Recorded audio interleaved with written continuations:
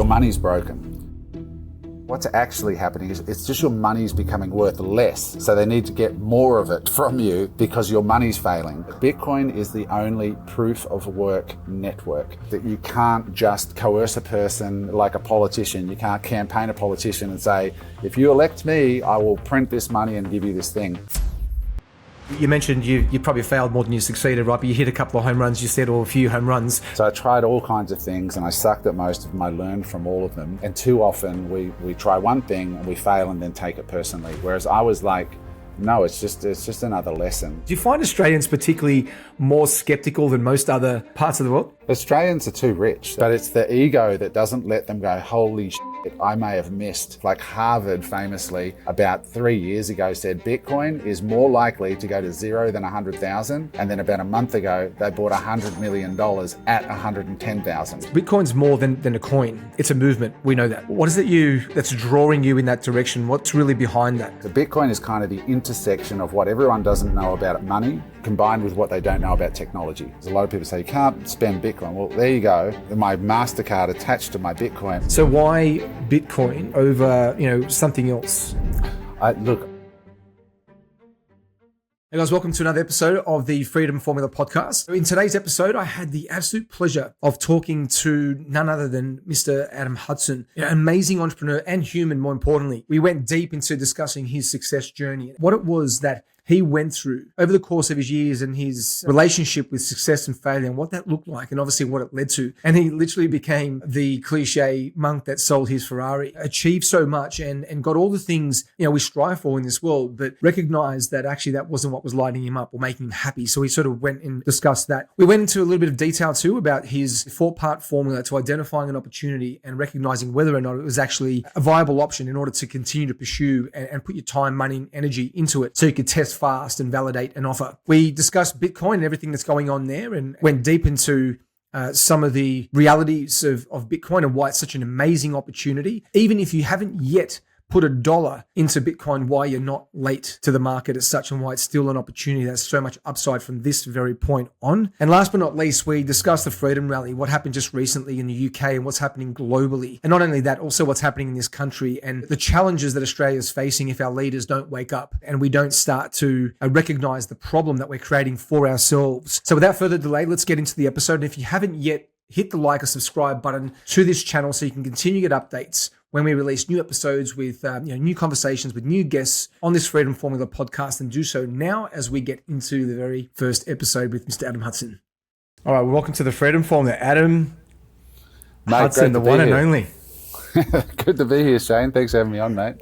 Mate, the one and only Adam Hudson. I'm so stoked. There's no other word I could use without swearing that would describe, the excitement that I have to, get to meet you in person because I'm a fan of, sort of what you've been doing and what you stand for, and not just in the Australian landscape, but now globally, right? And what you're advocating for, what you're teaching, sharing, and I know what you're lighting up within people. So super excited to get to, sort of diving into some of the stuff we're going to talk about today. And you know what I thought was interesting? I just did a little search on ChatGPT earlier, and I just said to Chappie, I said, tell me who Adam Hudson is. But before I read what it shared with me, how about you introduce yourself to the audience, to the freedom fighters out there? And who's Adam Hudson? Well, that's an interesting question. I think I'm still figuring it out myself. Look, I'm 51 years old now, and I've been in business for 31 years, or 32 maybe. I started when I was 19. So I sort of describe myself as a recovering entrepreneur. I'm sort of semi-retired now out of day-to-day business, but I spent 30 years basically trying to figure out how to get better at business. And I look at some of the young people coming up now, like Alex Hormozi and stuff, and I realized how it's crazy. I certainly wouldn't categorize myself as having natural talent. I would categorize myself as somebody who just refused to quit. And so I started in Brisbane, in Browns Plains, with not a rich family, just a working class family. And I failed mostly in business. I had about 3 or 4 home runs, and those 3 or 4 home runs combined with putting the profits into real estate and then real estate doing its thing has made me financially independent at age 51. And now I guess I'm a freedom fighter. So in my Instagram, I would describe myself as a Bitcoiner and a freedom maximalist.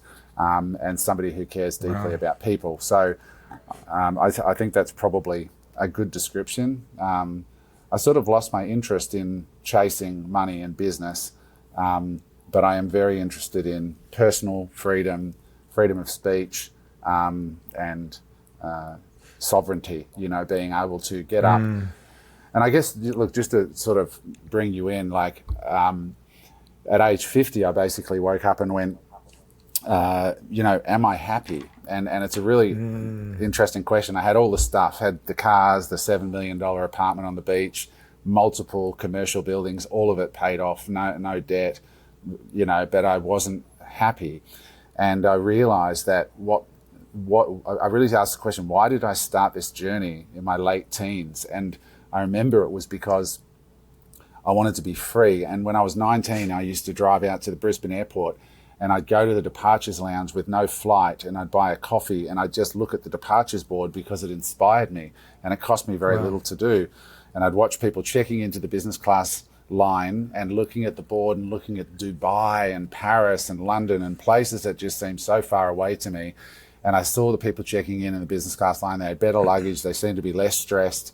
And I could just feel the success from where I was sitting. And I was like, that is, to me, success. The ability to turn up at the airport, line up there and buy my ticket and then buy my stuff when I get there. And that's what I started to think, I haven't optimized my life for freedom. And so then I started to do that. And my life's been completely turned on its head in the last few years since I started doing that. And now I live absolutely free and sovereign. I love that. I love the idea of freedom maximalist. Having all the things, the physical things, the apartment, the house, mortgage free, the cars. I mean, you had a Porsche. Is that right? You had a Porsche. Porsche, Ferrari, everything, right? All that stuff. Now and you sold it all. You're like the monk that sold his Ferrari, right? And so you've been on that journey, and I love that freedom maximalist. And let me share what ChatGPT wrote here. And I don't think it's done a better job than what you have at describing yourself, but it said, helping entrepreneurs break free from traditional 9-to-5 models, like starting real businesses, numbers, lessons, setbacks, like the real journey, building communities of like-minded unemployables, people who value freedom, creativity, but more importantly, independence. Wow, that's actually pretty accurate. It's not a lot bad, on the internet right? is, but that's not bad. It's not bad, right? I mean, I thought that was probably a good starting point. So, there's so many things that you're passionate about, and I think what I'd love to sort of dive into first is the idea. I mean, you've already kind of touched on it, but let's just go there a little bit more, right? Because freedom, when you think about it, at the end of the day, like, what do we all want? And the book, The Psychology of Money, I think it summarizes it perfectly, which is it's kind of about autonomy, the ability to choose, because you can have a lot of money coming in, but not have choice because you create a prison for yourself, right? So I want to dive into that a little bit. And what was that shift for you? I mean, you sort of alluded to it, and I've heard you speak about it before, but you've got the things. I think you mentioned it was your 50th, it was your birthday, it was a pivotal moment. Is that right? Yeah, it is. Look, the shift is, it's easy, and people will criticize me for saying, it's easy to not want these things when you've actually had those things. And I agree. Like, it's only in getting them. You probably saw clips of Jim Carrey saying, I wish for everybody in the world that they could get everything they ever wanted in terms of money and fame and everything just for a few months. And you'll realize that it doesn't actually make you happy. And so I went on that journey and I really chased hard. And but what happens is you sort of realize, like, it's so true. Like, I remember wanting this Ferrari and oh my God, if I get this Ferrari, and I buy the Ferrari and then buy the Porsche. I've had every car you can imagine, Bentleys, all of it. And none of it actually excites you, right? Like, it excites you for a minute, but then after a few months, it's just a car. And it's a car that you're worried about parking places, and it's a car that costs you 10 times as much to get serviced and insurance and all the other stuff. And so, I had that. And then I had the dream home, and I guess it depends on people, right? Like, as an individual, but I say to people now, my happy place is sitting in a dark room with smart people. And what I mean by that is I love going to events that have sort of curated together a group of people who are interested in Bitcoin or interested in creating more success in business. Like, I love live events, And lately I've been just a guest instead of being a speaker and being on stage. I just came from a speaking gig, but it's a rare thing for me these days. So you got to, over time you sort of start to realize that the things that I really enjoy to spend money on are really experiences like travel or food or, things like that. That's where that's where I get my fulfillment. That's where the juice is for me. And so you just got to sort of figure out in your own way, like what truly lights you up, what brings you joy. And I'm still figuring it out now. I may have gone a bit too far on the Freedom Maxi side. So I'm sort of now looking for like, how can I find, I need a little bit of certainty in my life. Like Tony Robbins says, the number one human need is certainty, and the number two human need is uncertainty.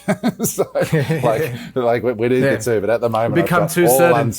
I've become too uncertain. Like I've got no home. Yeah. I'm literally living out of suitcases. I don't own a car.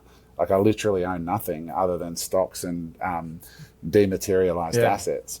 So so I'm in the process now of like maybe buying a couple of homes again, but just smaller sort of stuff in places that I really love, like south of France, and I'm flying to Bali in a few days to look at a place there and sort of set my life up so that I can sort of have, a third of the year here, quarter here, and then sort of maybe float a little bit in between, but have substantial amounts of time in places that I love and do side missions from that, rather than living like at the moment. you might look at my life and go, wow, like I just spent a week in the St. Regis in Kuala Lumpur, best hotel you'll ever go to, but it's not home. You're living out of a suitcase. It's you got to have a base, and so So to give us a bit more context, so what kinds of businesses were, you mentioned you probably failed more than you succeeded, right? But you hit a couple of home runs, you said, or a few home runs. And then you went and invested into property. But what were those businesses? The winners or the losers? Well, yeah. Well, what were the? Well, let's start with the winners, because the losers we could all talk about all day, right? Like. What were the winners? I'll give you a couple of the losers to make you laugh. Like stuff people don't even know, right? Like I've had a resume writing business. I've had a hair salon in Sydney. I've had a flight simulator business in Los Angeles. I've had a fitness magazine. I've had so many different businesses that people don't even know about, right? The number of times, if you honestly knew how many, I look back and I laugh and I go, oh my God, what were you thinking, dude? Like I failed at the most random, shitty ideas. But the good thing about me is that with these failures, and this is something I think everybody can take away, is that the same entrepreneur at the same time in their life can start 2 or 3 businesses, and one of them becomes successful and the other 2 or 3 didn't. And what that tells you is that it's the strength of the idea. There's a lot of factors at play as to whether a business is going to be successful. And too often we try one thing and we fail and then take it personally. Whereas I was like, no, it's just another lesson. So I tried all kinds of things and I sucked at most of them. I learned from all of them. And then I had a couple of winners along the way, and I had some that won and then nearly bankrupted me. I took one company public. I had an 8-figure stake in that business, but it was and this was just leading into the 2008 collapse. And then our stock price fell through the floor. I was still escrowed, and I ended up selling 3 investment properties that I had at that time and pumped all that money in as an unsecured loan into the public company to save it. And it set me back, like all up, probably 8 years. I spent 4 years building it before we took it public, and then it took me 4 years to recover. And I found myself in my mid-30s broke. And I looked at my friends who took jobs, and I was like, mate, maybe these guys have taken the right path, because I was literally, at one point, I was down to $4,000 in my bank in my late 30s, about to ask my girlfriend at the time, her father, for a loan. And this is in Paradise Point on the Gold Coast. And I ended up going door to door trying to sell text message marketing services to save myself. And so I got that low in my late 30s. So people listening to this that are in their mid to late 30s that are still not anywhere, I was literally no real estate, $4,000 left in the bank. And now at 50s, I'm not in that position. So just to give people some context, I really don't mean it as a throwaway line. I really did fail at most things and are fairly talentless in a lot of respects. But the ones that were winners, aside from the one that was temporarily a winner and then collapsed, what happened was I moved to the United States after I recovered from that, and I started 4 businesses actually, when I moved to LA, all at the same time. And I ended up with about 200 grand or something from. I finally exited that public company. I turned it around to the point where somebody was prepared to buy my shares, and I had a couple of $100,000 left, and that was it. So I was about a year and a half of runway in America. And I went there with my girlfriend at the time, and I said, I'm going to be successful here. I'm not going back to Australia unsuccessful, because I don't want to fail again. I don't want people laughing at me again. I have to make this work. And so I worked my absolute ring out. What did that look like? Well, I started an Amazon business, which was selling whiskey glasses and wine decanters. And I basically looked at the Riedel wine decanter, the one that's a U shape. Yeah. And they were the only ones in the world making it at that time. And I saw them selling it for $525 on Amazon US. And I thought, there's no way that a piece of glass like that costs $525. Yeah, so right. I went searching for someone that could make it in China, and ironically, I found a bong manufacturer. They made bongs and glass dildos. Like, true story. Wow. They made bongs and glass dildos. What a contrast. And so I went over to their factory, and I'm in a bong and glass dildo factory in China. And they said, we can get a guy to make this. And so then I bought a Riedel decanter, I gave it to them, and then they started making them. And I started selling them on Amazon for $200, and I was buying them for $20. And I was still less than half the price of the Riedel. And then that grew to $10,000, $20,000, $30,000, $40,000, $50,000 a month business.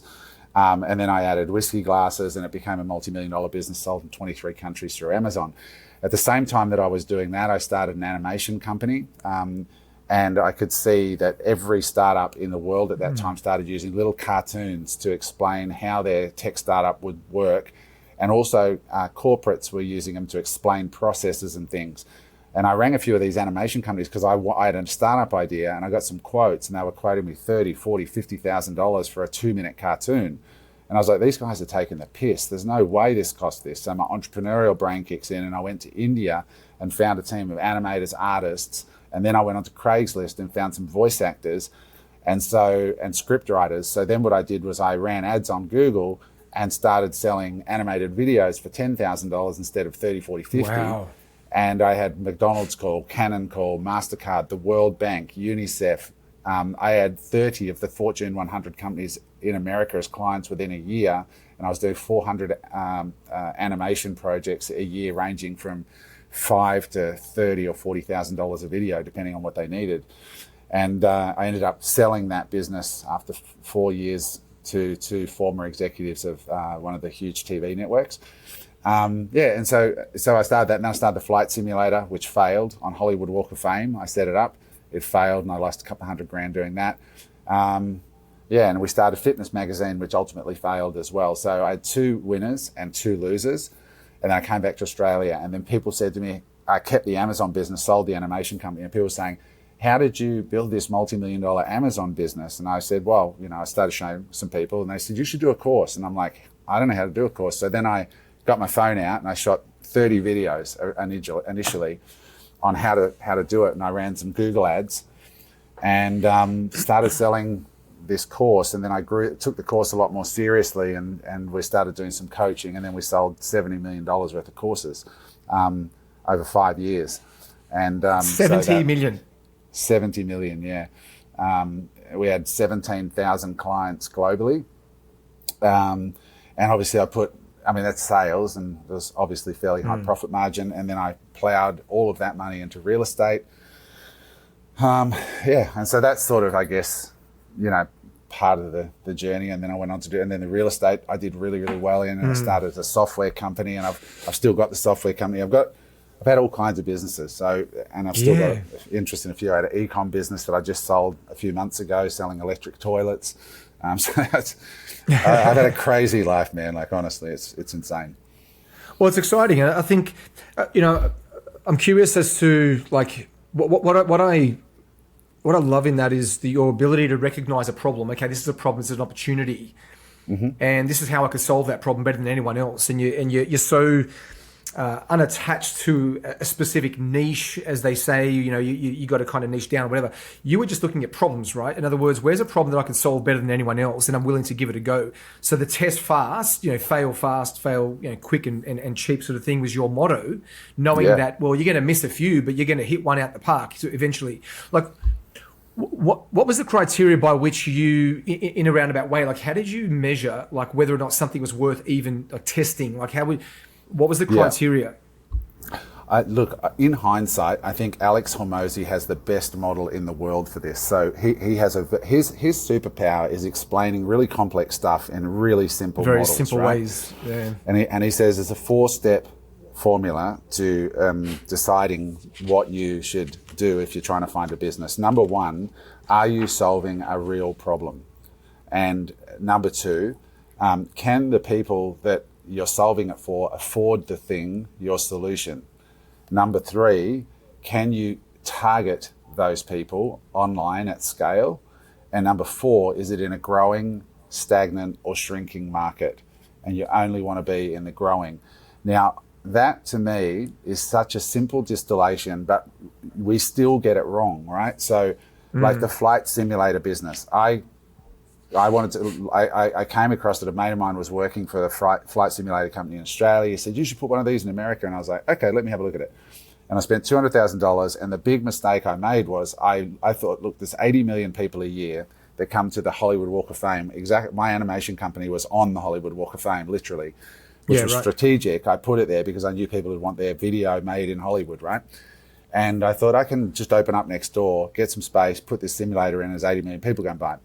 But it was $200 a flight was their business model in Australia. Well, when you turn up in the Hollywood Walk of Fame, for $40 you can jump on a red double-decker bus and go and look at all the celebrities' homes for 3 hours. Or for $100 you can get a pass to Disneyland, or movie, what is it, the movie place there. So I was asking $200 for 45 minutes in a flight simulator versus $100 for a day at Disneyland. Like, it was no contest, right? Yeah. And so I wasn't solving a real problem. There was no lack of entertainment options on the Hollywood Walk of Fame. Interesting. Right? And so you weren't I solving just a problem, but it one. was, got it. No, got it. Yeah. And whereas with other things that I did that kicked a home run, I just checked all those boxes basically. And it was the same entrepreneur just making a mistake. And so the skill set there's e-com businesses, there's tech, there was coaching.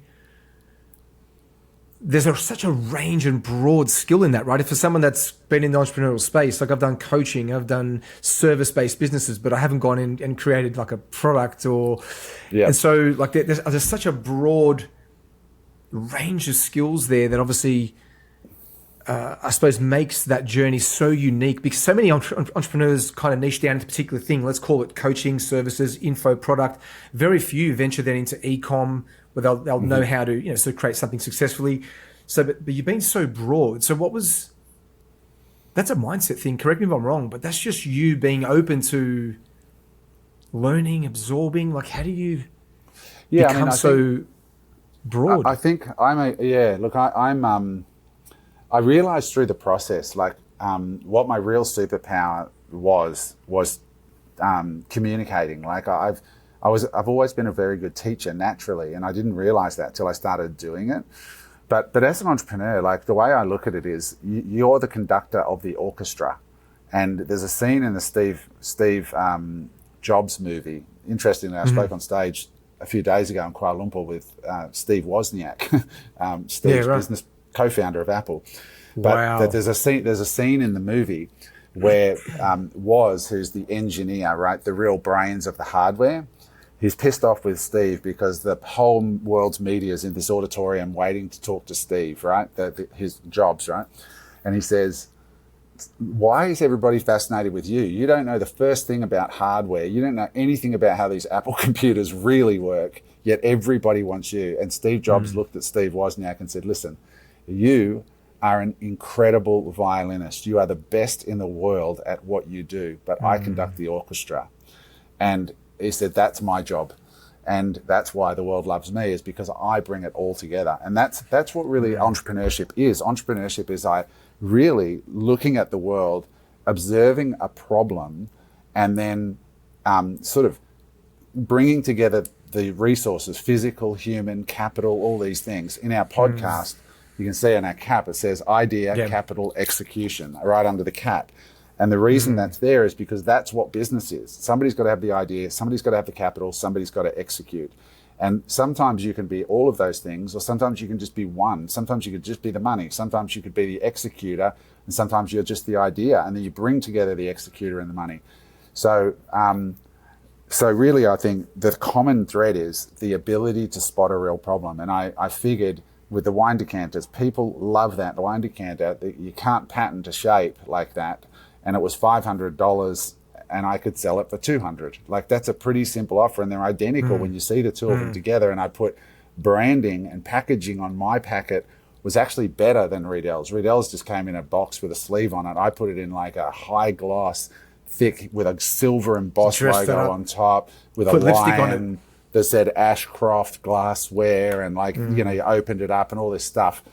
And I made it sound regal and royal. And then everybody copied me afterwards. But I built the business and sold it by then. So yeah, it's that ability to have that nous, notice a problem, and then execute like crazy. Like, the one thing I do is when I see an opportunity, I will do it as cheaply as possible and fail as quickly as possible, and go from there. You know, I had another business, like when I was selling on Amazon, I noticed two problems. One is that there was only one piece of software that helped Amazon sellers organize the immense amount of data in the back end of Amazon as a seller.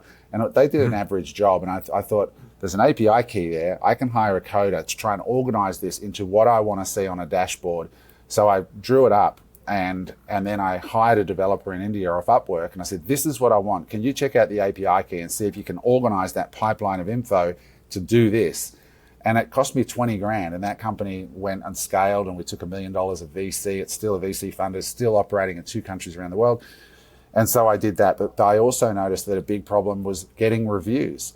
And I was thinking, how can I get more reviews for my product? For the Amazon stores? For the products? For the Amazon stores. So I was it was a Saturday morning. I remember this clear as day.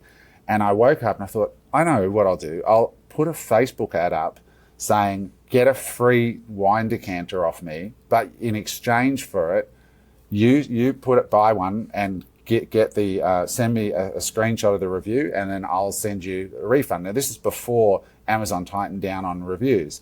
And then I thought, as I was about to click this, I thought, hang on, why don't I put up free products in exchange for a review? Because then I can promote, build this list. Yeah.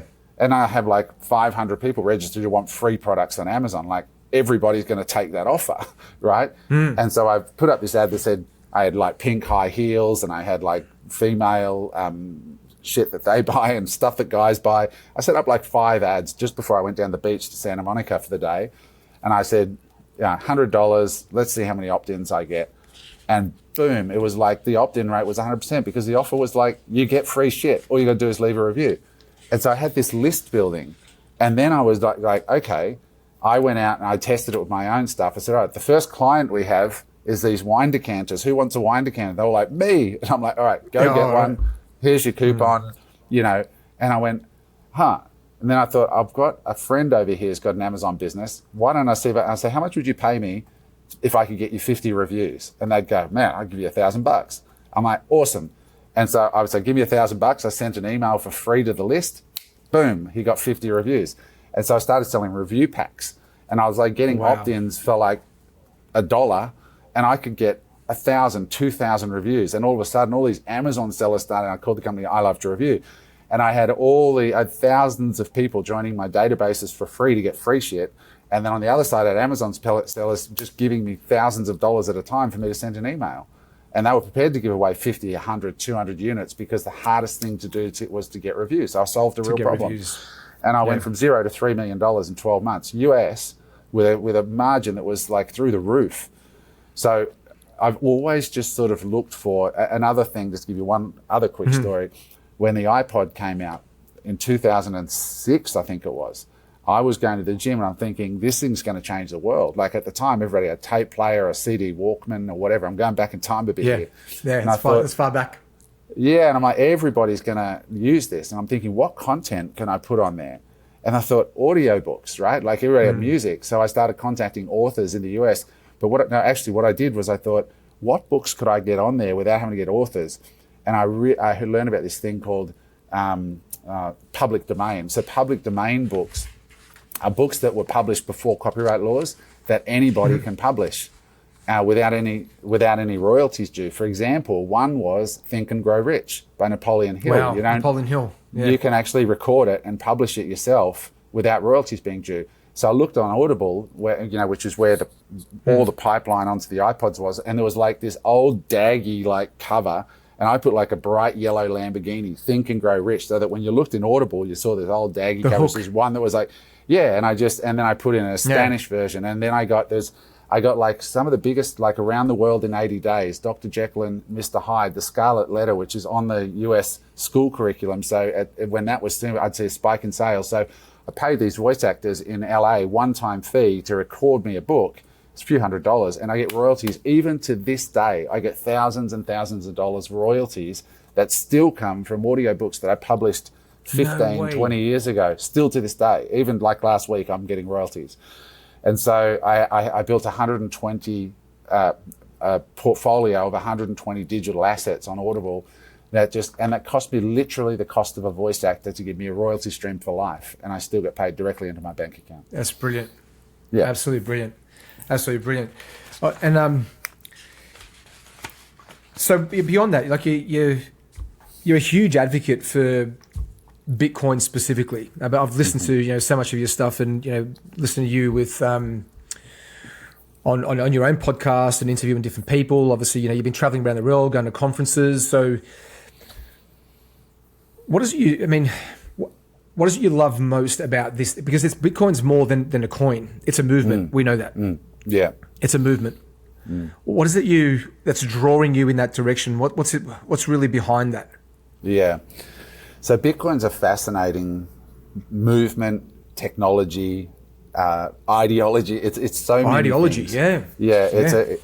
So when you first come to Bitcoin, everybody comes for the money, right? You think of it as a portfolio allocation. So I've got some property, maybe got some gold, you've got some stocks.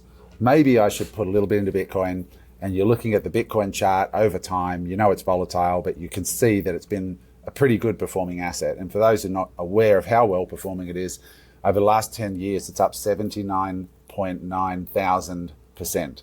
So 79,900%. Put a dollar value on that. Just one example, about a month ago, a guy sold $9 billion of Bitcoin in one Friday morning, in one hit.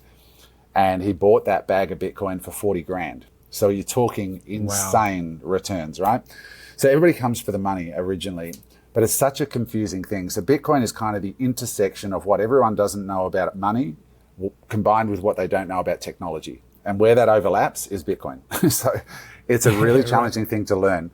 So when I first came into it, I was like, oh, look at the returns. I'm going to allocate some money to Bitcoin. And so I did that. And then I had commercial real estate, and as some time passed by, and I did really well in commercial real estate, I made millions of dollars from it, and I would look and go, okay, that's amazing. And then I look at my Bitcoin and go, Bitcoin absolutely destroyed the returns of it, and I didn't have any phone calls for leaky roofs, tenants that couldn't pay, all the shit that goes along with property management. And then I bought my house in 2020 in Australia, the one I just sold. I paid $5 million for my apartment, just pre-COVID, and I just sold it for $7 million. So it's not that high performing in the context of Australian real estate. Everything else doubled. But anyway, I sold it for $7 million. And I thought to myself, if I put that $5 million into Bitcoin at the start of COVID, I'd have $30 million more of Bitcoin, and I wouldn't have had to do anything. I wouldn't have had to pay repairs. So I started to realize, holy shit, there's this asset here that over the last 5 years, if I go back further, the returns are better. But if I just look over the last 5 years, it's been CAGRing at 40% a year. Now, to put that in perspective, real estate CAGR's at 7.5% in Australia for the last 40 years, if you average it. But Bitcoin's been ripping that face off by a factor of a lot. Incredible. Yeah, and I'm like, why did I allocate? So I started to learn a lot more about what Bitcoin is. And then the more you learn, you realize there's actually a whole values system. It was launched in 2008 after 2008 financial collapse.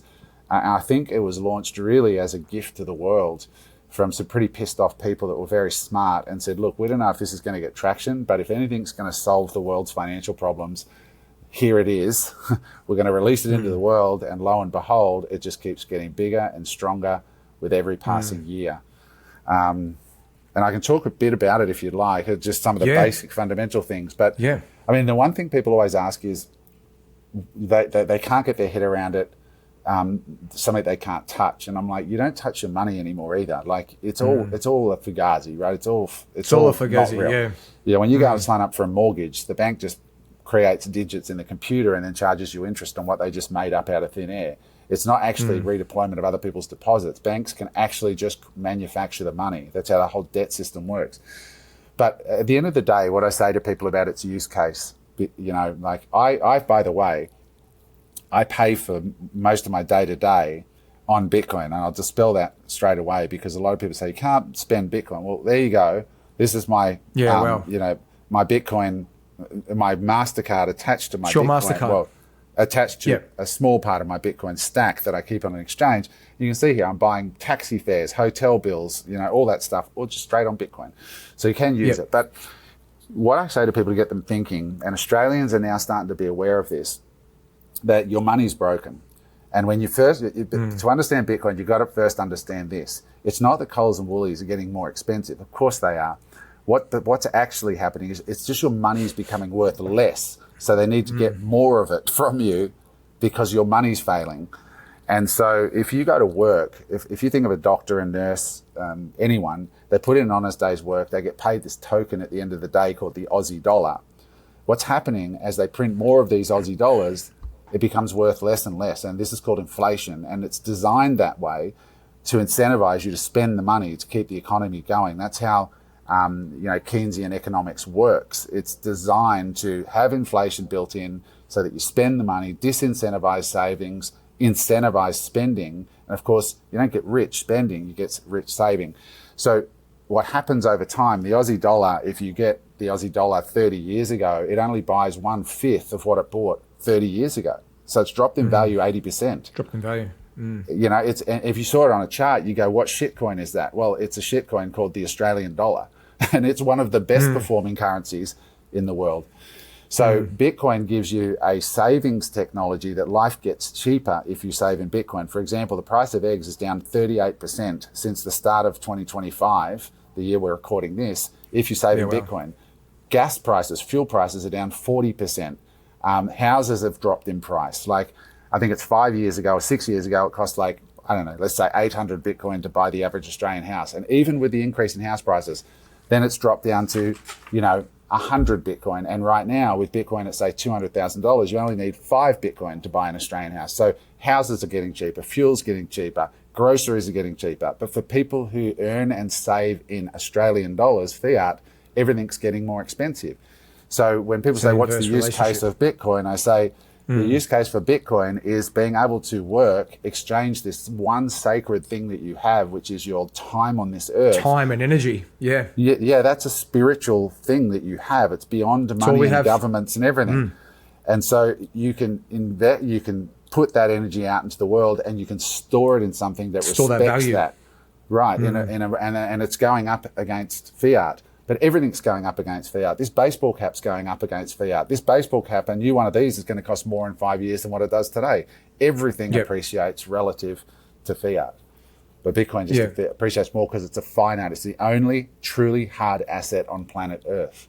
Hey guys, quick pause for a brief second. So have you ever noticed how your whole life seems to be built around work? Well, if so, you're not alone. Your time, your money, and even where you live are all tied to a job that decides for you. But imagine flipping that around, earning 10 to 30K a month in commissions, working when you want, where you want, whether that's a cafe in Portugal, a beach in Bali, or maybe even from your own living room, surrounded by your pet and your family. That's what the Freedom Academy is all about. Over the next 90 days, we'll give you a freedom formula, a step-by-step roadmap, a system that allows you to master one thing, which is remote sales. It's going to help you rewire your mindset and finally create the time, the money, and the geographical freedom that allows you to live life on your terms. So if you're ready to stop living life around someone else's schedule, if you want to take life into your own hands, and you're ready to create your own freedom, head over to the link in the bio, click it, and complete the career advisory assessment, and we'll see you on the other side.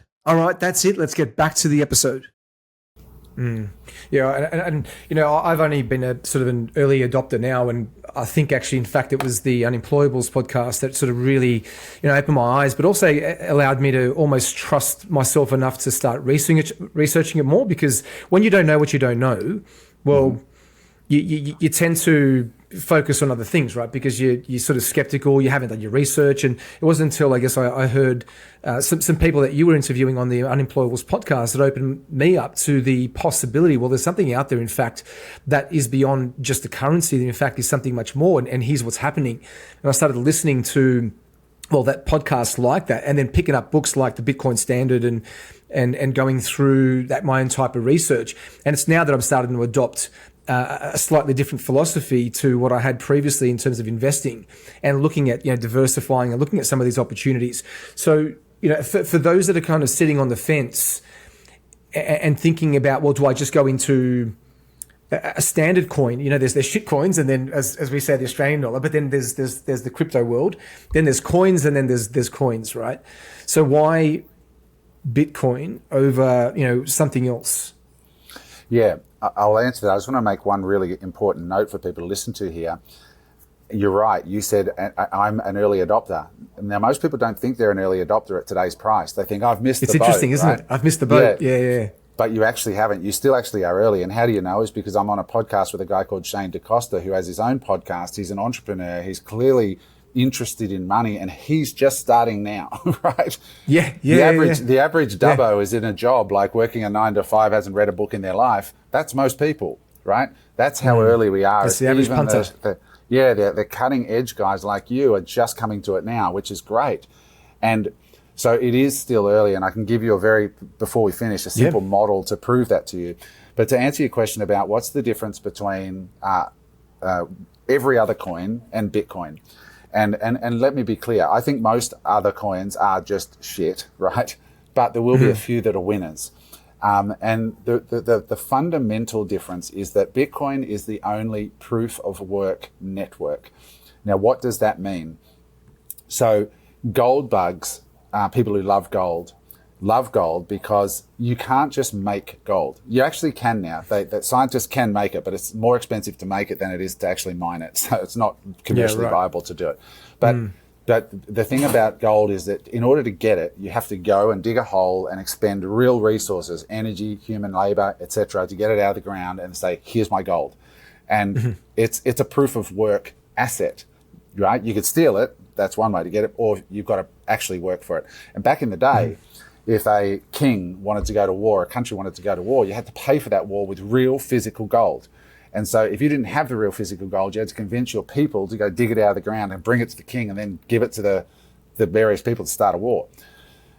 With the US now, when they went off the gold standard, they gave themselves the ability to just print money to start wars whenever they want, which is one of the reasons I love Bitcoin, because in the same way that you can't just, start a war with printed money, with Bitcoin, you have to expend real energy. You have to invest in hardware like computers. You have to invest in energy, and those computers and that electricity has to be deployed on a particular piece of software, the Bitcoin network, to mine and extract a token, right? You can't just issue one. So this is the only coin in the world that does this. Everybody else, it's a centralized team that run the business, and they can issue tokens or take tokens away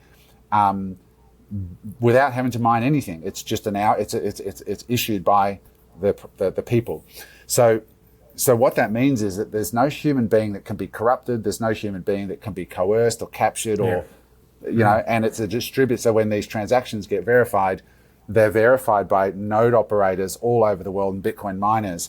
And so when people say, well, the Bitcoin network could be hacked with a 51% attack, no, it couldn't, because you would have to have hundreds of billions of dollars of computer hardware and be prepared to invest the energy to then try and, do a 51% brute force attack. And then when you do that, if you did it, you would actually destroy the thing that is valuable today. Has the value. It'd be like stealing a truck full of drugs and then setting them on fire, right? Like you wouldn't do that. Right. So not only could nobody really afford to do it, but if they did, there's no incentive to do it either.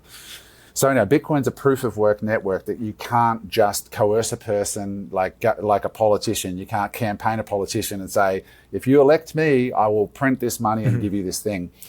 So with all the others, they're really tech startups like Ethereum and Solana and all these things. It's a team of people that are trying to solve real world problems like, tokenizing real estate or enabling lending products and stuff. And the blockchain can be used to solve these real world problems. And I think there will be winners with some of these tokens. So I don't shit on them. It's just I don't invest in tech startups anymore because I want to know who the founders are, what their experience is, who their competitors are. Because when you go into that space, you take on all that counterparty risk. So what other teams are working on the same kind of thing as Ethereum, but are going to do it better or faster or cheaper? But with Bitcoin, at this point, no counterparty risk. Nobody's going to take on Bitcoin at this point to start a decentralized. You could fork the Bitcoin software today and copy the Bitcoin code and create your own Bitcoin. But mate, you're never going to get traction at this point because you're going to need to have it all started again. Yeah, what I find fascinating is I've even got friends that highly educated people that are they're elite in what they do. I mean, one of my friends is one of the youngest PhD economists that particularly deal in real estate in this country. And even when I talk to him, and this is a highly intelligent individual, and even when I talk to him about whether it be Bitcoin and these types of strategies, they're not yet I guess up to speed in terms of the advantages and what lies within this opportunity. They're still quite naive to, I suppose, some of the realities of the opportunity that could even be in front of them, but they're not taking it. And these are people that have worked at, whether it be Goldman Sachs or people that have worked in very high paying jobs, right? So it's no wonder when then your average individual working at a trade site or something, and has never read a book, still can't see the opportunity unless it's talked about and education's spread and the word is, I guess, is shared, right? And often we probably don't trust something enough until we've seen a friend actually achieve a result from it.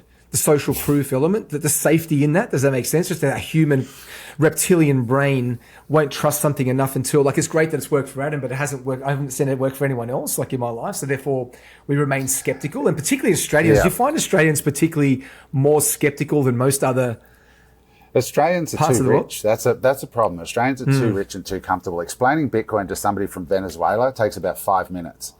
They're like, oh, I get it. Wow. Because as soon as they get paid in Venezuela, the first thing they try and do is convert their money into US dollars. Why?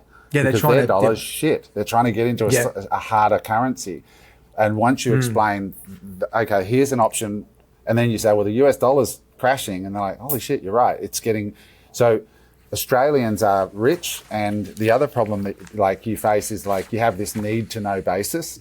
So Warren Buffett, for example, said Bitcoin is rat poison, and since then it's gone up 1,000%. Wow! But Warren Buffett is not on a need to know basis. He doesn't need to know. He's richer than God, right? He doesn't need to know. He's fine, right? He's good.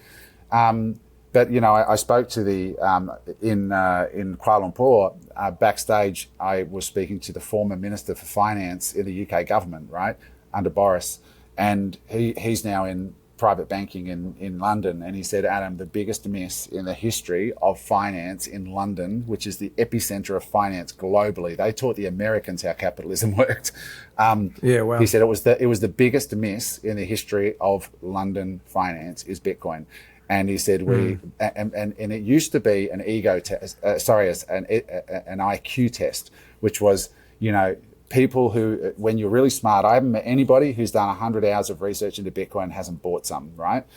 So it used to be an IQ test, and you had to be really quite smart to understand it and really have done the work and applied yourself. But now with AI, it's actually an ego test, because your mate who's the economist, he's probably part of him is just it's easy for him to say, there'll be one of 5 things they say, quantum computing's going to hack it, or you could just copy Bitcoin, or it's going to zero because it's collusion with the Russian government, or it's anything that makes them right, instead of actually questioning those things with AI and learning about it. It's actually an ego test now, because they don't want to look dumb by saying I missed something that grew from zero to $100,000 in 15 years. That is a once in a lifetime birth of an asset, and it's only getting started. And I can explain why in a sec.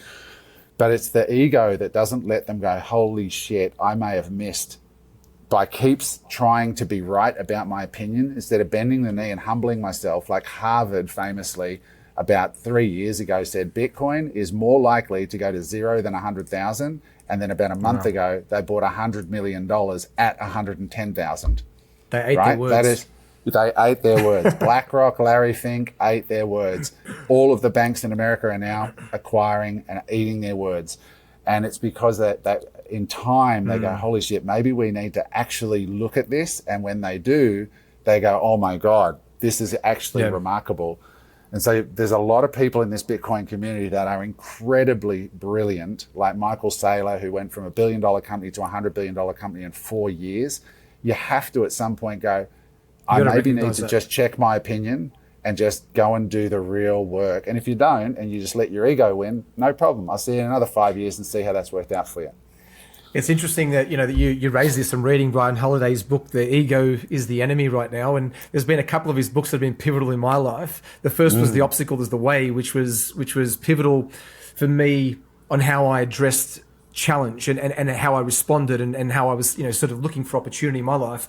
And the other one that seems to be coming up quite a lot right now is the Ego is the Enemy by Ryan Holiday. And so that when we get ourselves in that position where we've had a stance, I guess it's the confirmation bias that's so hard to overcome, because then we want to remain right. We don't want to be wrong. And so we keep looking for evidence that despite everything else suggesting the opposite, we go, well, what about this, right? Even if it's so minuscule compared to the overwhelming supporting evidence over here, that possibility. And I think you're right. I love the idea that it's so early, because I too was kind of biased by the idea. Maybe I've missed the boat because this thing's already moved quite a bit. And at what point does this, I had a friend, a very good friend of mine, you probably already know him. He held about $16 million of crypto through COVID at one stage. And the investment was about $400,000. He literally put in about 400 of his own money and across a few different coins. At one stage, it was around $16 million. If he wanted to withdraw it that day, he would have had that in terms of before obviously he's paid his tax or whatever. And it went almost down to zero because it was across multiple coins. Now, when I saw that, I literally saw his screen, and we were talking about what was going on at that time. That was one of those things that kind of set for me a precedent or a bit of a bias or a prejudice towards these emerging opportunities. And it wasn't until I started, let's park that for a minute and let me start listening to what else is emerging, what others are talking about with Bitcoin, that now it's really opened me up and given me, and I love what you're pioneering in this space.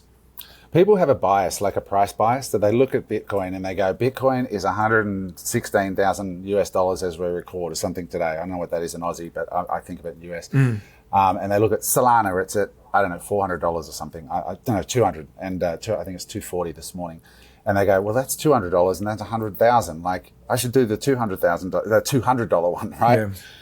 But this is just such a simplistic way to look at it. You've got to understand so simplistic. Tokenomics is a word for market capitalization. So when you look at Tesla, you think how many shares are on issue and what is the price per share? And you put those two things together and you can work out the overall value of the company. And so the same thing with Bitcoin. How many Bitcoin are there in the world? How much is the price? What's the overall network valued at today? And so the answer to that is just over $2 trillion US dollars is what the network is worth. So all the tokens on issue, all the Bitcoin in the world, multiplied by today's price, is about $2 trillion. So the question is that a lot or is that a little? Now, a lot of people say that's a lot. Well, let me put some context around it. And this is that piece about why I think you're early and why I think a 10x from here is extremely likely within plausible, the next few years. Yeah. Very plausible. I would bet on it. In fact, I have bet on it. The tunes of millions and millions of dollars I've bet on it. So, So here's how to think about it. In the world, there's $1 quadrillion worth of assets. Now, to put that more simply, there's 1,000 trillion dollars of assets in the world, 1,000 trillion. So if you were to divide that up on a pie chart, the biggest sector is real estate. That's where the most wealth is parked.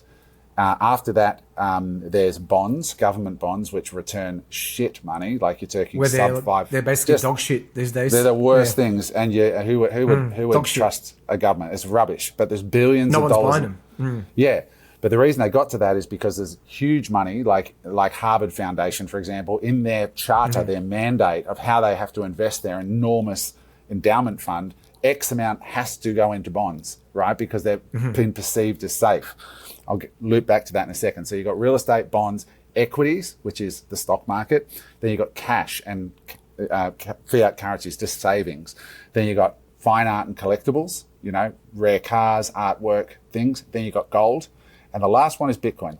So out of this 1,000 trillion, the best performing of those categories, if you have money to invest today, whether you're an individual or whether you're a massive institution like Harvard, you have to invest in one of those things. Those are the only places that money goes. The reason houses are so expensive in Australia is because they're not a utility investment anymore. They're an investment.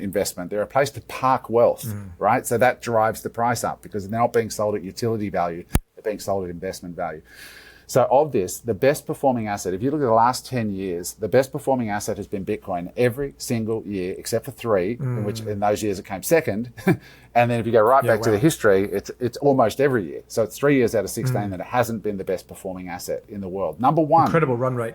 79,900% in the last 10 years. It's not even close to any other asset. It has blitzed every other asset. So let me ask you, as just a common, if you knew nothing else, 20 cents out of every $100 of invested assets in the world is in Bitcoin today. 20 cents out of a $100 note. Cents. And it's smoking the other asset classes, not even close. So what happens when real estate investors like me, who might have multiple properties, go, you know what, I might just sell one of my properties and put it into Bitcoin, right? Or you're a fund manager. And now all of a sudden, because of the ETFs, you couldn't buy Bitcoin because it wasn't in your 50-year-old charter or 100-year-old charter, but now there's a listed security that trades on the stock exchange that you can buy that gives you direct exposure to Bitcoin. How many of those fund managers starting to go, I might allocate just 1% to Bitcoin? You're talking millions, billions, trillions of dollars in that's locked.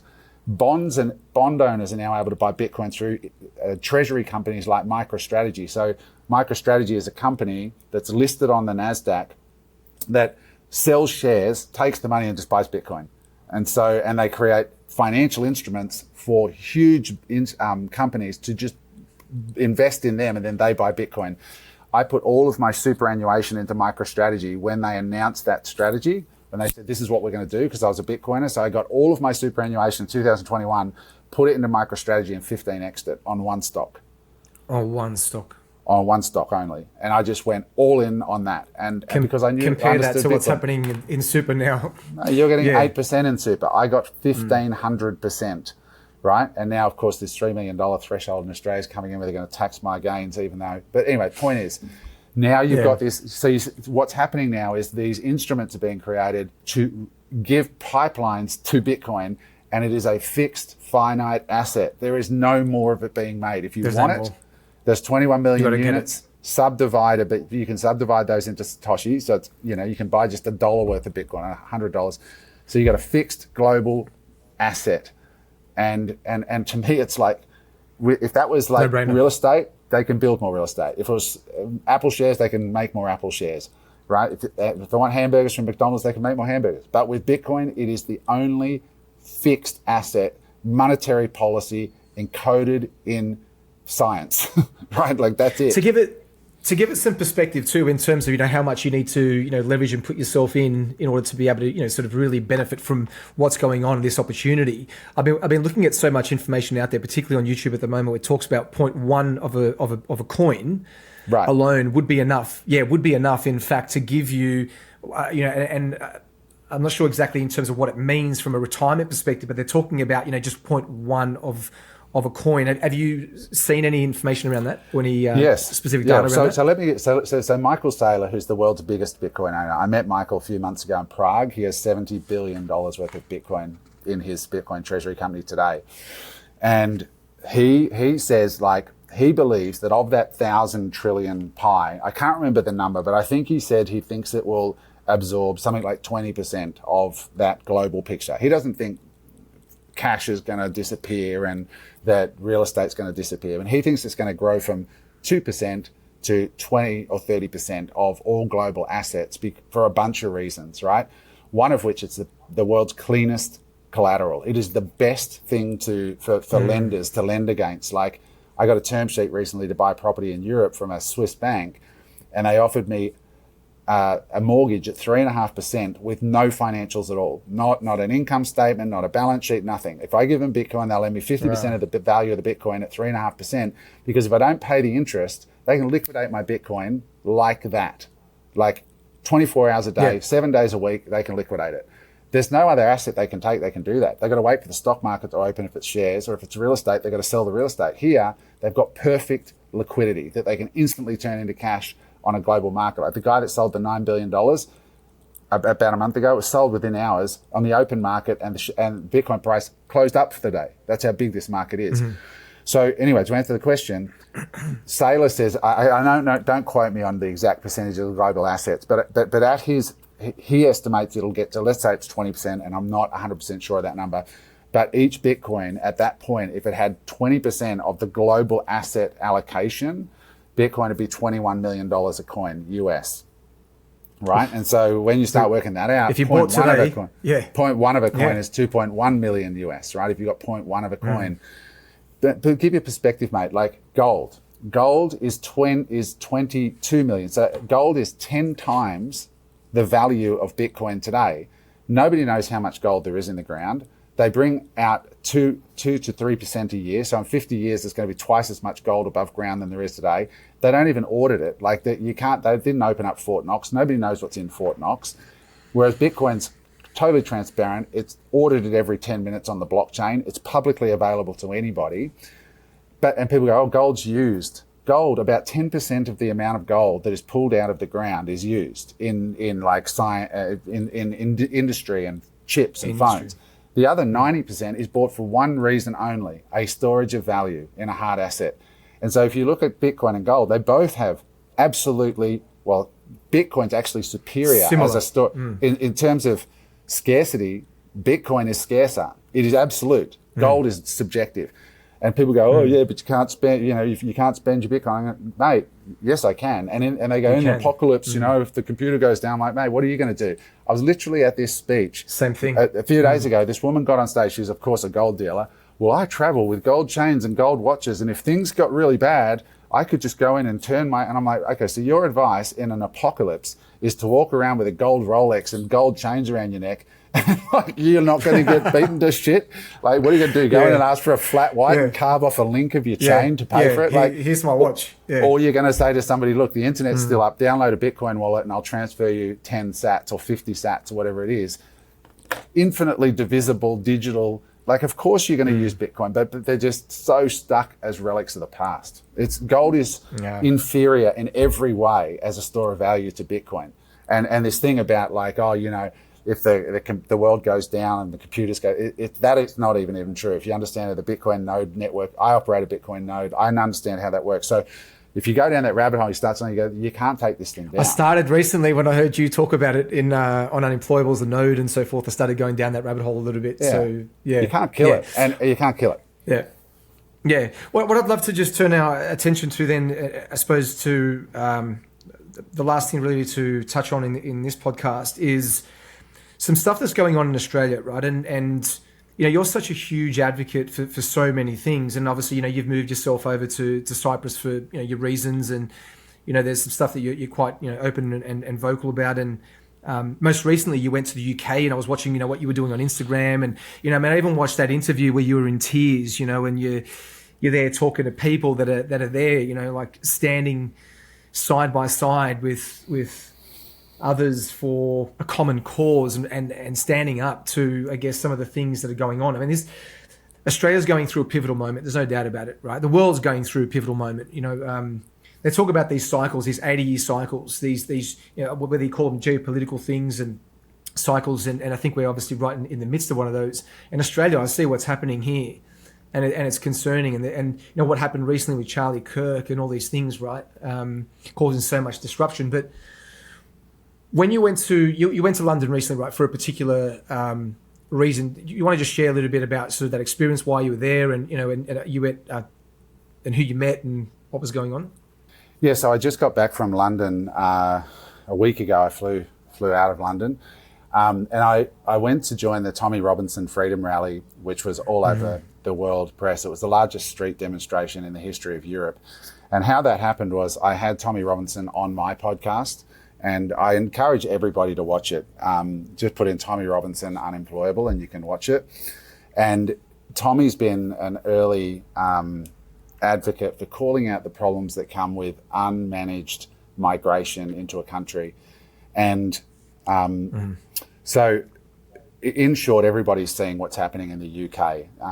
It's really sad. UK is basically the seat of Western civilization in many ways. They are one of the first civilized. Now, yes, they've had a brutal past, and I understand all of that. But they were an amazing nation, and that amazing nation is not safe how it was in the past. The culture of what it means to be British is absolutely being lost.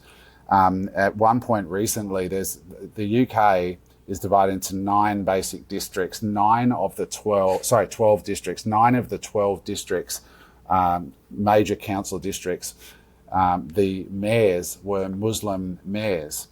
And so when you've got a democratic country that starts being led politically by different ideological belief mechanism, things change on the ground in a nation. And Pauline Hanson, I've interviewed Pauline, I've had her on the pod as well. She called it out years ago, said multiculturalism doesn't work. And so the left has been using labels for the longest time to call anybody who wants to talk about this racist. And of course it works at first because nobody wants to be racist. So everybody goes, well, I better not speak my mind because if I do, they're going to call me racist and then that's going to be a bad thing for me. And it takes a lot of courage to speak up and actually say, hang on a second. Like, for example, in Australia, the council out there in the western suburbs, where is the highest population of Muslims, they put forward a proposal to build a mosque. And they wanted to do a call to prayer. Actually, they've got the mosque already there, but they wanted to install these big loudspeakers to do calls to prayer out across Sydney. Right now, that in my mind is problematic, right? Because I love Australia. I love getting up in the morning and going for a walk and hearing the magpies. I don't want to hear a call to prayer in Australia. But when I go to Dubai or the Middle East, I actually love it. I do a lot of charity work in Indonesia and in Java, have done for years, and I love waking up at the morning or when the sun's going down, hearing the call to prayer. It's magical. It's a cultural experience, but it's not an Australian cultural experience. Yeah, for there. And so I can see in Australia, we're starting to see, because at the end of the day, I think Australia is losing its identity. We've got lefties in power, and as a result, like, we're losing the country. In many ways, we're losing the values of the people who built the country, right? Which was hard work, fair play, all that's going out the window. There's a massive degree of entitlement. We have a spike. If you're an entrepreneur, we're seeing, I think it's something like 30% year on year increase in unfair dismissal claims because everybody's so soft and so accommodating to there's no respect given to people who create jobs in Australia. It's really sad, and it's the free speech aspect is really scary. And in the UK, they're arresting people for comments that they made on Facebook. On social media. On social media. I saw one viral this morning. They arrested a young girl for viewing something on social media. And viewing it? Yeah, it was crazy. Like this, the police came to the house to confiscate phones and do all this stuff.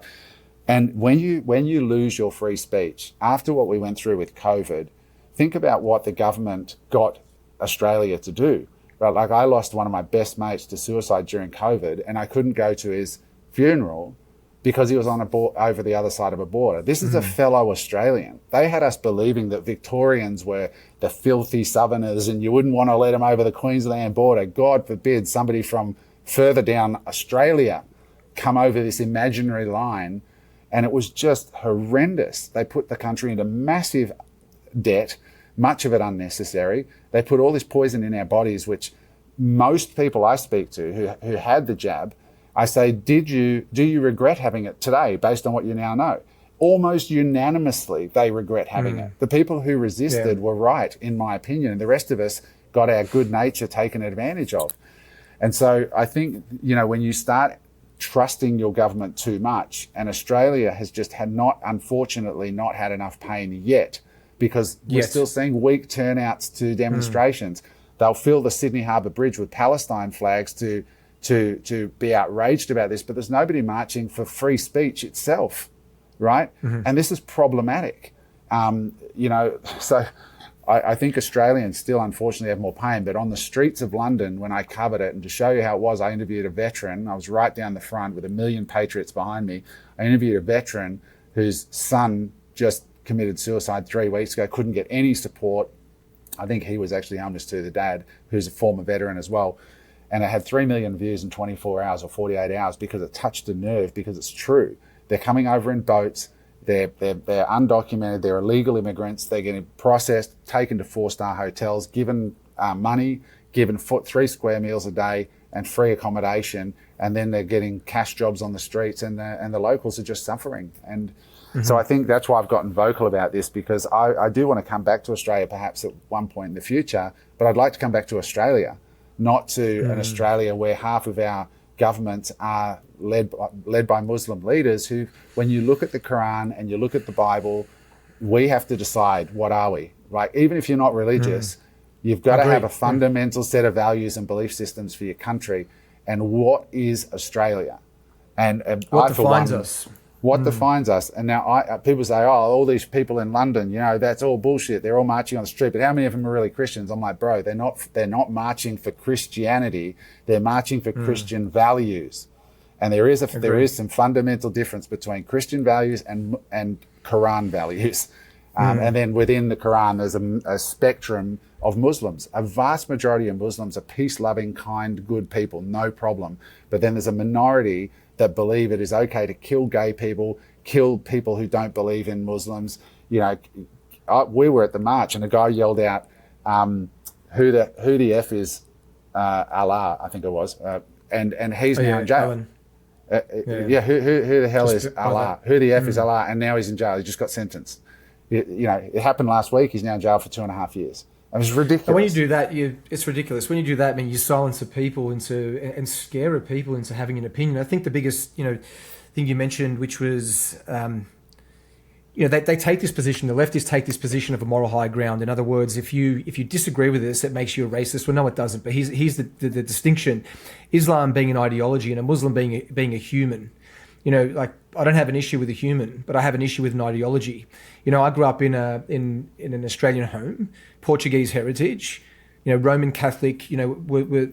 Catholicism was in our DNA, but we were very much atheists in a roundabout way, right? But found myself very deeply embedded, sort of in my early teens and in my 20s into fundamentalist, like strong Pentecostal movement, which taught me a lot, but I guess instilled in me some things, but recognized years on that that was no longer for me. What I did learn was a lot about belief systems, religions, about the concept of God and whatnot. Now I've formed my own opinion, where I'm not agnostic. I'm actually more so, I would say, an atheist for my own good reasons. But when these people talk about, they call you, for example, a racist because you reject the ideology of Islam, that couldn't be further from the truth, because you're not rejecting a people, you're rejecting an ideology. Because if there's no moral absolute, right? If we were to start to argue that the concept of whether God exists or not, you go down a rabbit hole. But the idea of a moral absolute fundamentally lies in whether or not you believe that a God exists, right? And so if there's no moral absolute, well then how do you define right and wrong, right? You go down this huge sort of rabbit hole.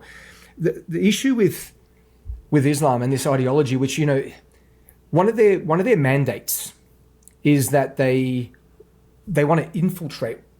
They want to 100%. impose themselves. They want to impose themselves and infiltrate their surroundings. So once upon a time, when we invaded a nation, we used to put up flags, and Napoleon would ride up with his horses, and he would make a big song and dance about it in his beautiful attire and rally his troops. Well, now what they do is they cross borders in these boats, like you say. They have a passport, they enter in, but they reject the DNA of the nation that they're arriving into.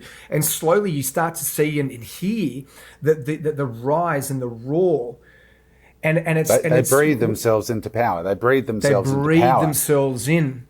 into they power. breed themselves in. And and people in Australia, most people, even on the left, who are pro Quran and pro Muslim, right? I'm like, do you know like the leader of it,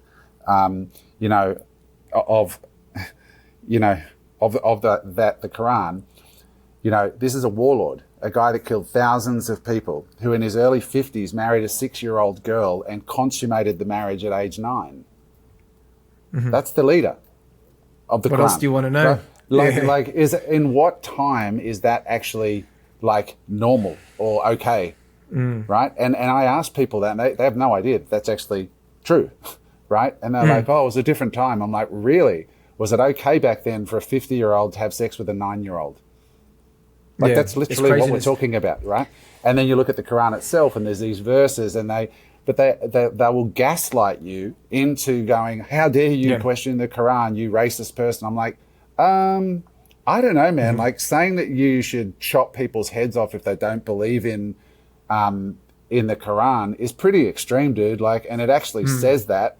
Like, oh no, you gotta have context. I'm like, I don't know, man. I don't know.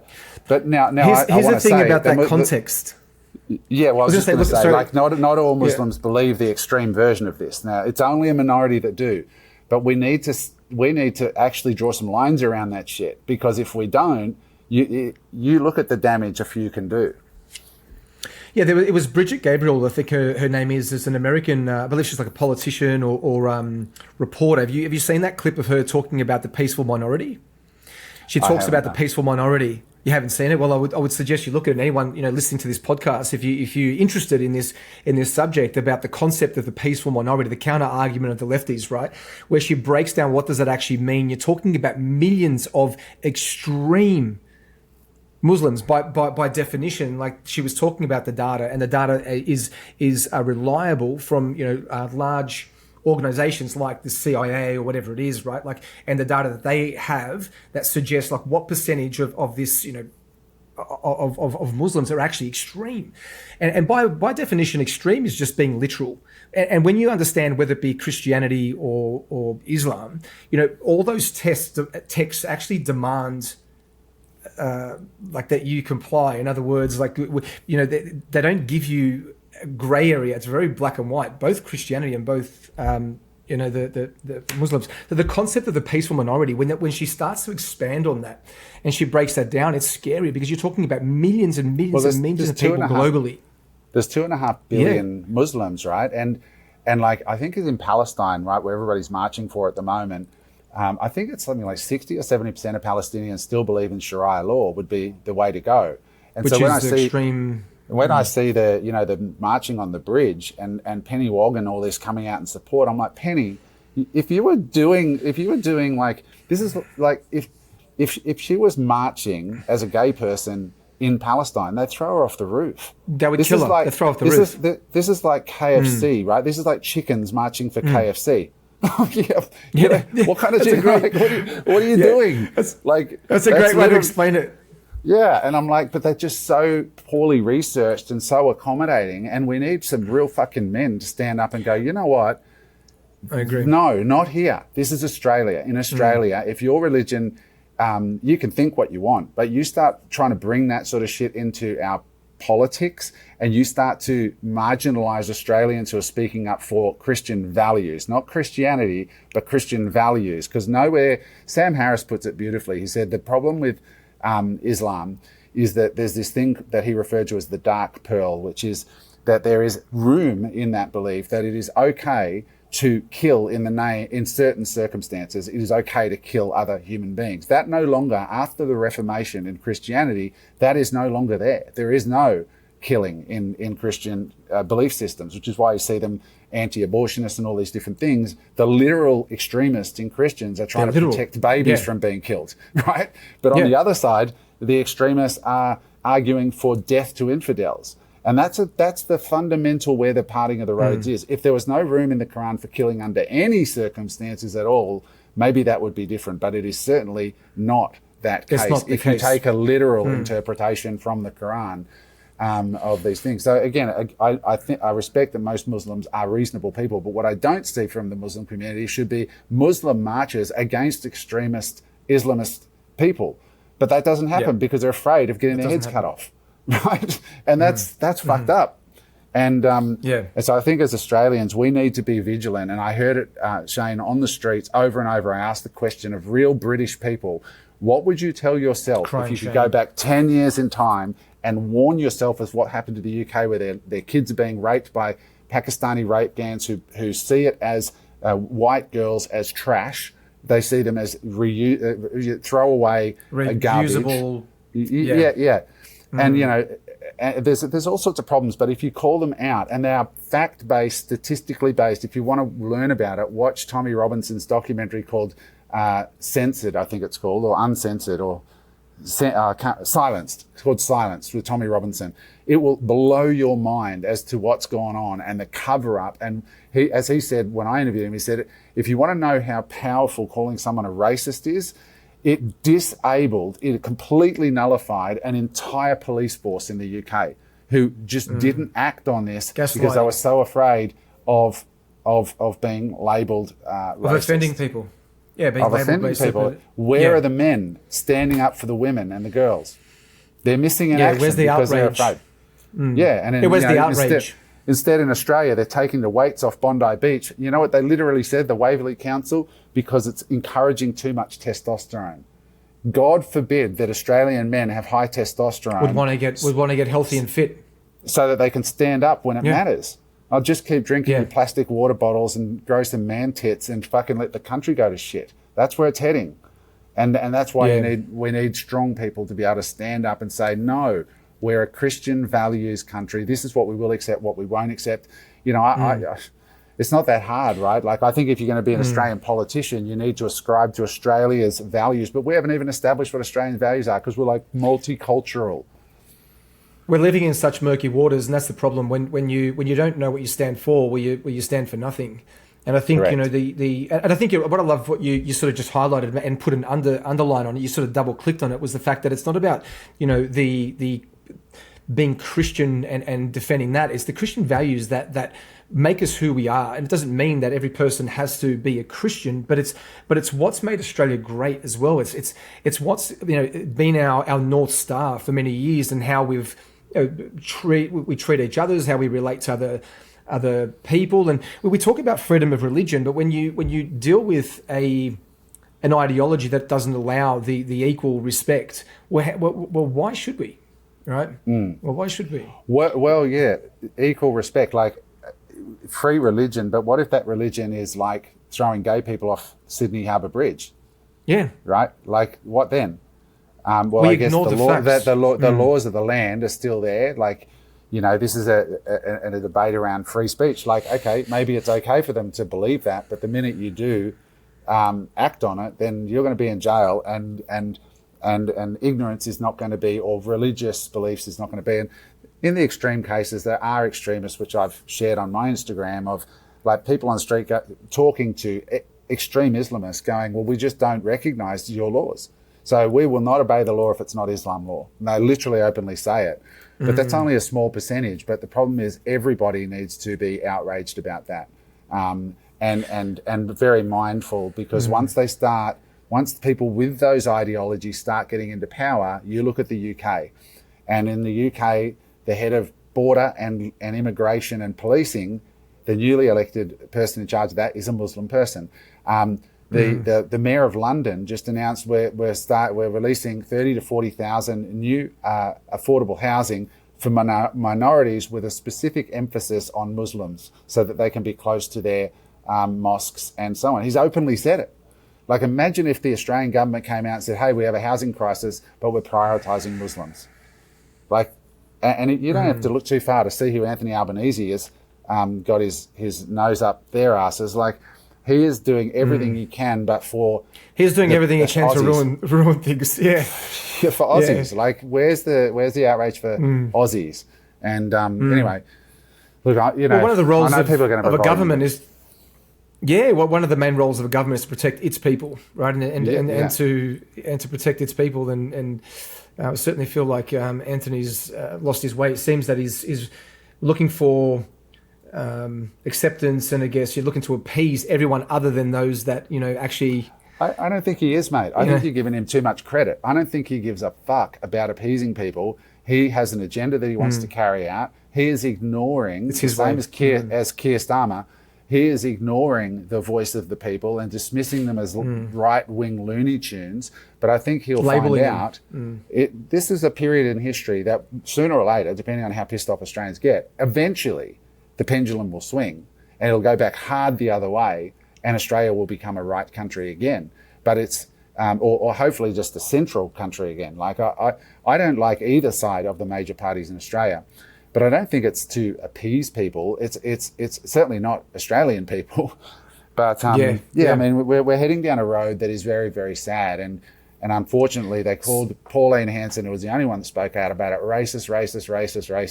They called Tommy racist. It's interesting. Her popularity is growing. Yeah, her popularity is booming right now. We're about to have her on the pod again.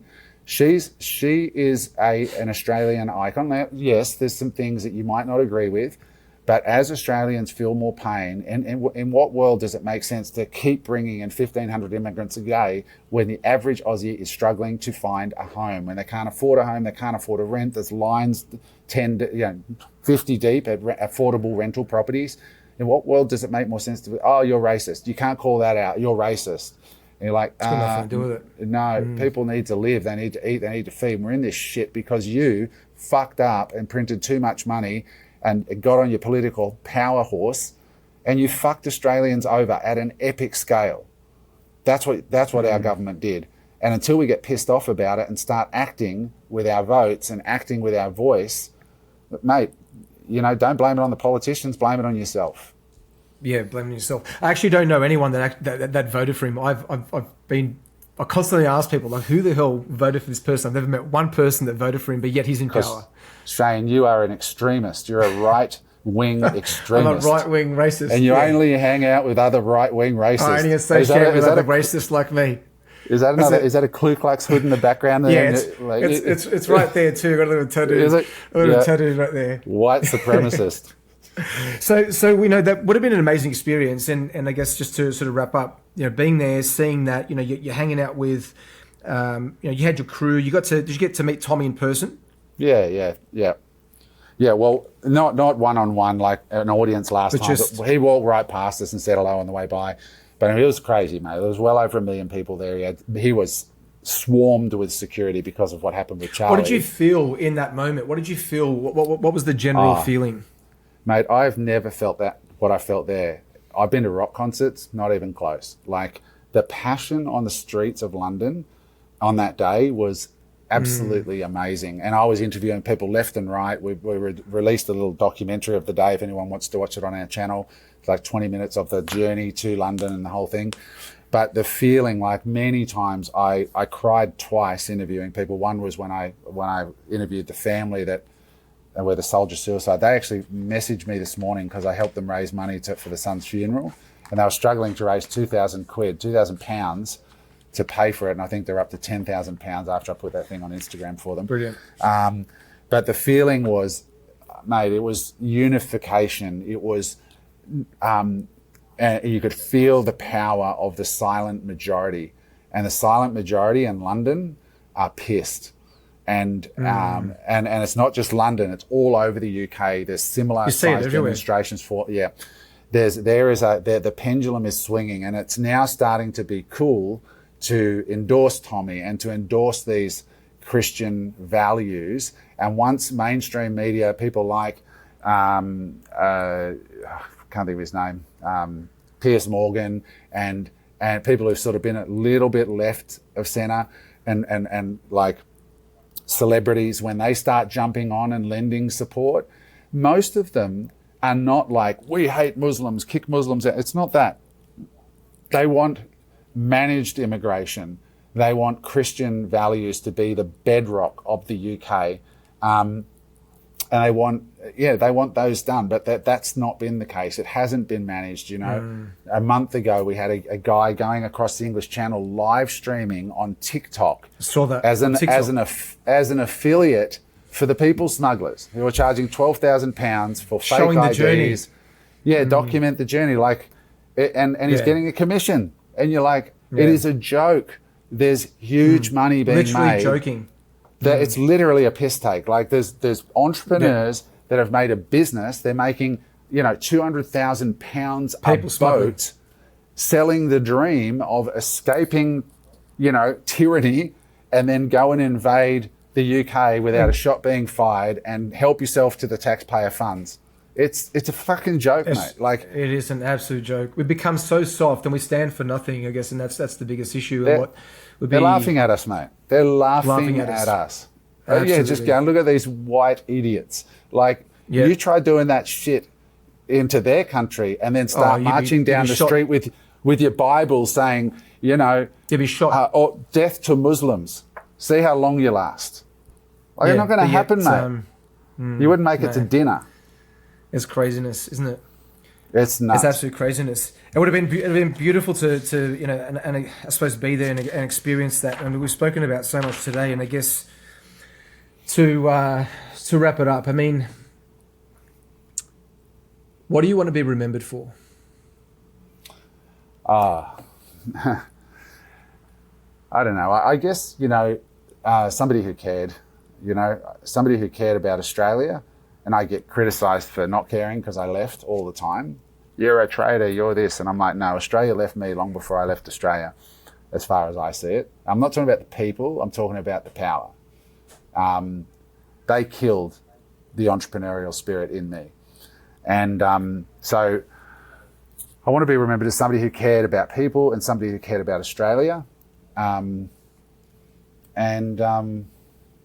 I guess that's it. I don't have any sort of more grandiose things than that. And somebody who tried to give, I'm proud of the charity work I've done over my life. And somebody who just cared. That's it. That's powerful. Well, Mr. Adam Hudson, it's been a pleasure chatting to you, mate. And there's so much we talked about. And guys, if you want to follow Adam, and obviously if you haven't watched him on Unemployables, but where else can they follow you? Adam Hudson Official on Instagram, or just follow us on Unemployable Media on any of the major channels. And thanks for your time, mate. Thank you for having me on. I appreciate you sharing so much. So, thank you for your words of wisdom. Cheers, mate. My pleasure.